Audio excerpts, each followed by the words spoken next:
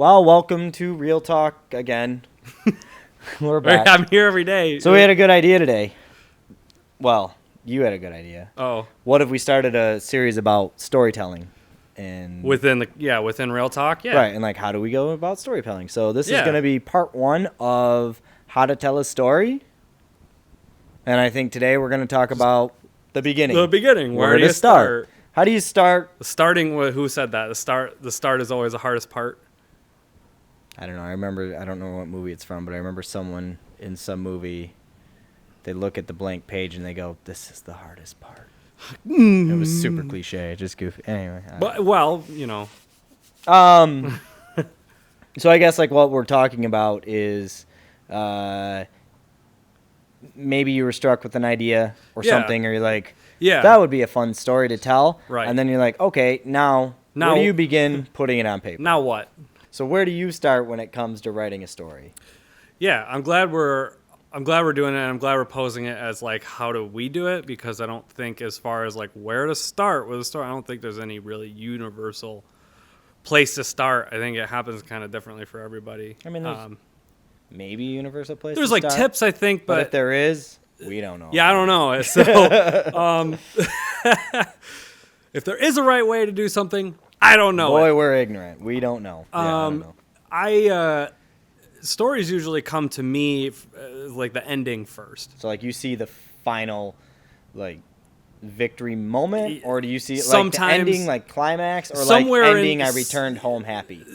Usually somewhere in like the climax, I kind of see the culmination of some moment, and the resolution to it. And so like you always start your journey wanting to explore, how did we get here? Yeah, right. That's kind of how you write. Right. That's interesting. Because I always am like, okay, well, so I ended here. Sure. Well, what character do I want to fit into that? Or like, what character do I want to use? Sometimes you don't even have a character. No, like, sometimes I don't. You're just like, it's just like a thing. A dude finds the mystic crystal and gets the girl. Yeah. And now you're like, now go. Yeah. Okay. And usually there's a little bit more, like I usually at least have like a genre or something that I want to do. But, okay. And but yeah, then once I kind of get that ending, I go back to the beginning and I kind of figure out, okay, well, where do I get from there? But how do you get there? Yeah, right. That's interesting. I'm kind of like, I think closer to the opposite. Yeah. Of what you do, because I probably start more with like the inciting incident. Yeah, like the very first like key moment that would kick our heroes off on their journey. Mm-hmm. That's probably where I start most of the time. Mm-hmm. I usually don't have like a good intro in mind. Like, how do I first get introduced to this? You know, a lot of my scripts start with, and suddenly they woke up. And suddenly Luke's aunt and uncle were dead. And they're like, where am I? And you're like, okay, so that's kind of inciting incident moment. Okay. Right? Yes. Yeah. And Luke came home and everyone was dead. And that's like how my stories would start most of the time. And then I'd be like, now how do I write the intro? Right. And then from there, I usually figure out, all right, where are we headed?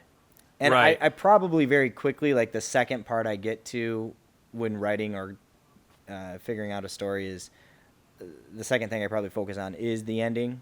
Like, okay, I know how we started and now I know how we ended. Now how do we get there? But usually, like the very beginning, the first 10 to 15 minutes of a film, I usually never start there. Yeah, right. You know, I don't either, because it's like that's like the boring stuff. Yeah, right. Here's a complete normal dude in an ordinary world, and it's funny because I think that's the type of stuff that first 15 minutes is almost kind of hard to figure out until you've figured out who your character is. Because that's their normal world. Right. That's like you have to figure out your character's backstory and stuff first, you know? Yeah, well, to come up with that. And it makes it difficult sometimes, because sometimes I start with such a strong inciting incident. You can't put a character in there that's interesting enough? Yeah, that like crossing the threshold, like the crossing the threshold moment,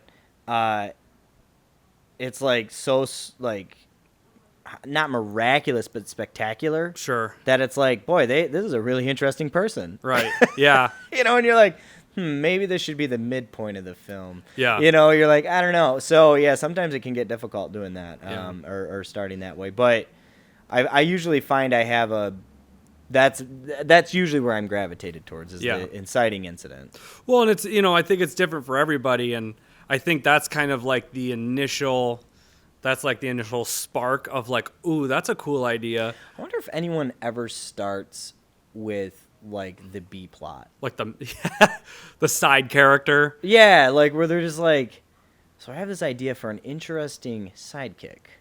Yeah. And then like their main story evolves out of that. So yeah, I think the kind of short answer to like, I guess, where do you start is just, I don't know, like what's that? It's that initial moment of inspiration, right? It's that yeah. like, for me, it's endings for some reason, and for you, it's like inciting incidents. It's like, okay, I got this spark. Now what? Right. What do I do now? Well, I think the most important thing is to do it and write it. I think, there's a lot of ideas and thoughts out there. We were formally trained as in writing class of like, oh, there's a process to writing a screenplay. Right. And it's like, yeah, there is a process. And especially if you're working for a studio and, you're someone who has to do coverage on a script and things like that. Like, you want to know. And you have to present it to other people. Yeah, you want to know what right. those other steps are. If you're going to pitch your film, like, right. yeah, sure, there's a process there. But, like, and, we were taught, like, okay, you have your concept. Now put your concept down into a one-page treatment. And then from that one-page treatment, derive your log line and your tagline. And then build your beat outline. And once you have your beat outline all done, then write your screenplay. Yeah. And I'm like, that is so redundant. Yeah. Just write your screenplay, Right. get to 120 pages, or 90 pages or whatever. Whatever. Write the end. Now you have draft one. Congratulations. Right. Go back Right. and figure it back out. Rewrite it. Figure out your screenplay. Have your whole screenplay written. And then from there, go back and revise it and make it better. Yeah. Pepper in new things. If you write something in that's really cool that you think is awesome in your first draft, good job. But go back through, read through it. You might read it and be like, man, that sucks. Right. Take it out. Replace it with something new. Like, that's the idea. Like, I don't think getting hung up on your process is healthy. I think it's good to be aware of how the processes work. So when someone mentions, like, do you have a beat outline for this? You can say, like, right. yes or no. Especially if you're writing for someone. Or, for example, I think beat outlines are really helpful when it comes down to writing scenes or remembering where you left off. So, for example, Right. I'll do a writing session. I'll write for 3 or 4 hours. I'll write 30 or 40 pages. I'll be exhausted. And I know at the end of those 30 or 40 pages, I have to stop writing because I'm going to pass out and fall asleep. But I don't want to forget where I left off. So what I'll do is I'll take the next 5 or 6 minutes and in paragraph form, just write this happens and this happens and this happens and this happens. And I just create a beat outline at the bottom of my screenplay where I left off. And for me, that really helps. So knowing what a beat outline is and how the format works, that works for me. Yeah. But I think where do you start? Where do you go from, after you started is just write it. Yeah. I think I agree with you in that, like, because I do use some of those techniques, but I have figured out what works for me. I don't like, I think minutia and I think formula does get in the way of creation. It's like you just get so bogged down and like this is how it has to be because this is how do it. Right. It's like okay, if you're writing for a studio, yeah, you should probably follow the right steps because that's probably how everyone works. If that's your boss's expectation, right? Yeah, then do that. But if you're writing for yourself or whatever, it's like, well, like sure, I make beat outlines, but I don't. They're not like I don't as much as I love the Heroes Race. I don't actually draw the circle. I don't like or if you're a staff writer, I could see having a beat outline as being, or if you're responsible or if you have a staff who's writing for you, I could see a beat outline being helpful. Yeah, so that you could hand a card to someone and they write that scene. Right. It's like okay, yeah, I get what you're doing here. But like for me, my next steps, if I get a spark of inspiration, which is usually an ending of some sort. I go back to the beginning and I start just creating characters that could fit in that scenario. Sure. Which usually ends up creating a world. So, and I don't get too bogged down in lore and world building, but I build enough that then I'm like, okay, yep, this is the world I want to play in. This is the place I got to get, and here's the people I have to do it with. Sure. Now I make the broad strokes. Yeah, right. And you you connect the dots. Yep. At that point. Because at that, for me, that's the easiest way to get a beat outline because once I have those two big pieces, my mind works in a way that, like the way my mind works is like once I have those, there's really only one course of action that I could go at this point. So the beat outline's really easy. Sure. So that's what I do. Yeah, I think that's good. I think that's a great way to approach it, and at least knowing your roadmap to a certain degree is necessary, but I don't think getting bogged down. I think just writing your screenplay is important, because write your 120 pages, go back, revise it, make it better. And I think that's the best goal. I think what you just said there is really important. Is like, know your roadmap. Right. Not my roadmap or your roadmap. No, your roadmap. Well, what do you mean by that? Like I'm saying, like, what works for me. Oh, sure, yeah. What's your writing style? Develop what's your my writing next style. steps? Right. What's your next steps? And that's tough, because, I mean, when you're young, and we were there, when we were new to this, we would seek that out. And frankly, now we know, like, what our process is, because we've taken the years to do it, and we've experimented. But back then, we didn't know. Right. We were like, well, what should my process be? What should my roadmap be? And you're like, you didn't have an answer to that. And how you got it is you practiced. You practiced, figured out what works for you, and went from there. One more thing, I think, like going back to like where to start, a good question, not necessarily where you start or where I start, but there's a hotly debated topic amongst writers of where do you begin, with the action or the dialogue?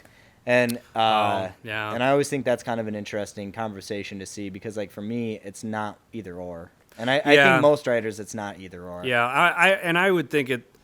I find it almost impossible to get through an entire screenplay with writing an entire scene with writing just action or writing just dialogue. Yeah, I think the most frustrating thing when it comes to writing a screenplay, and this we could talk about in a deeper real talk, maybe part 7 or something, of how to write a screenplay.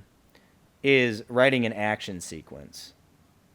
Yeah. Because there's a lot of trains of thought there. Right. It's interesting. So we won't go into that today. Put a pin in that, but I was just thinking, like, because that's also hotly debated too. Like, do you just do one line of dialogue? I think The Lord of the Rings has something like, they ran away. Yeah, and that's the whole Peter Jackson scene. just writes, like, I think in Two Towers, it was like, epic battle happens. It's like, and then he leaves it up to his choreographer to do it. Right, and how does that fit into your page count? You know? Another real talk.